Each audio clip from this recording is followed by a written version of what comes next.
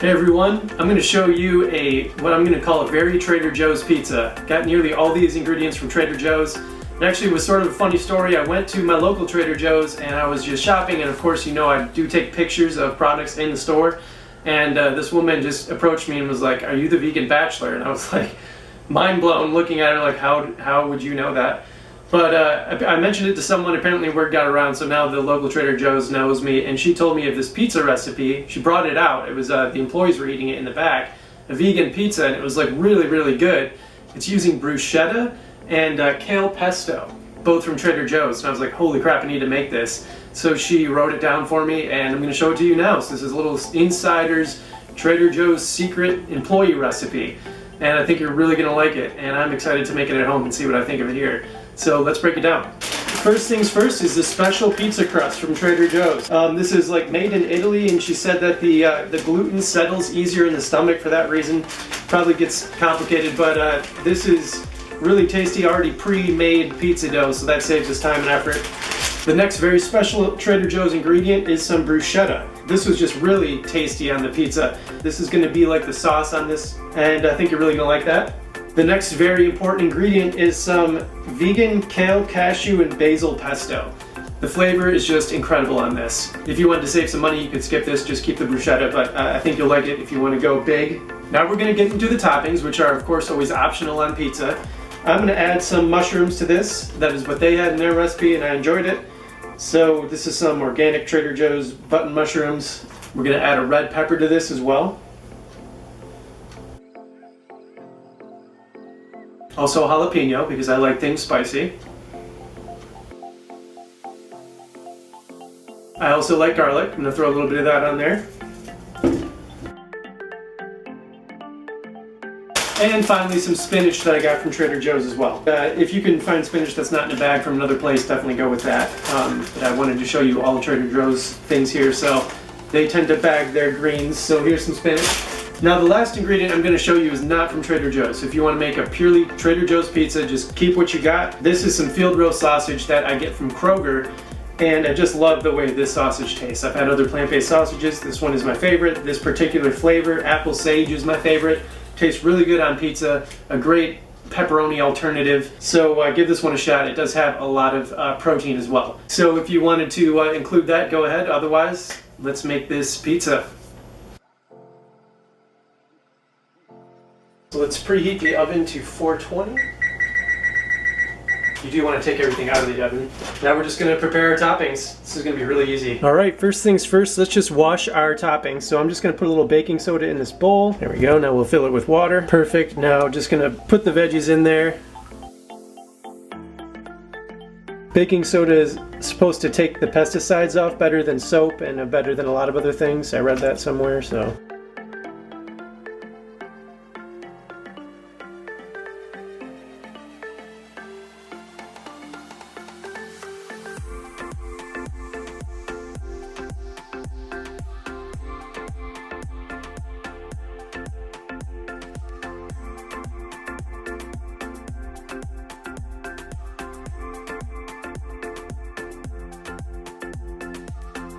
Okay, I'm just about satisfied. You gotta dice like crazy for a while.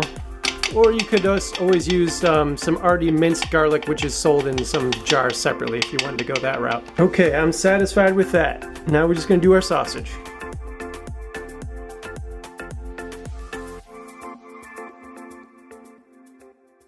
Okay, now it's time to start laying it all down. There we go, not a whole bunch. So I just put a little oil in the pan so it won't stick, and then I'm going to throw the crust in here. Okay, here we go. Let's add that bruschetta. Just going to scoop it out. I've never used this before, so just spread it around. Okay, one more scoop and I think I'll have half the jar left. Yeah, I got about half a jar left, so that's perfect because we have 2 pizza crusts. So we'll use half a jar for one, half for the other. So there is that. Now we're going to throw some globs of that kale pesto on there. Man, this stuff is green. I like the looks of it. Ooh, that looks good. So we'll just I'm just gonna kind of do this with it. Put like small drips everywhere. Instead of smearing it all together, I like the idea of just like some small drips. That is looking incredible already. See, I'll do a little bit more. It looks like we'll definitely have half of this left as well. Okay, that looks great to me. All right, now let's load up those toppings. Pepperoni first. I'm gonna throw in the garlic now, I think. Should have probably did that first, actually. I feel like a painter over here with all my paints on the side. Just decorating this pizza with incredibleness. Okay, looking good. Now I'm gonna throw on some peppers. That looks good. I think I'm gonna save, I think one pepper will work for 2 pizzas, so I'm gonna save that. I think the same might be true for the mushrooms. I'm just gonna load up some mushrooms on here. I'll call that good for the mushrooms, save the other one for the other. Just kind of pushing things into the sauce here so that it kind of sticks. And some jalapenos. Man, this looks so good. Okay, I'll also save my other half of the jalapeno for the other pizza. I almost forgot the spinach, so here is some rinsed spinach, and I ripped the stems off as well. So I'm just gonna kind of rip it up and throw it on top. Just kind of sprinkle it. Don't want to go too crazy here. It's not a salad.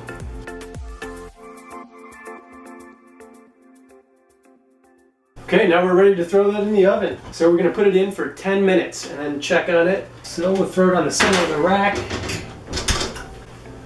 There we go, see you in 10. This is gonna be some good pizza, I think.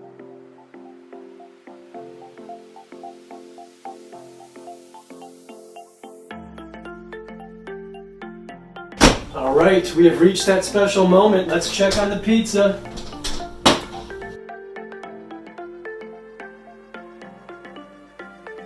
All right, here we go. I think this is gonna be the one. Oh yeah, that looks perfect. You can definitely see the crust is a golden brown. Oh man, that looks perfect.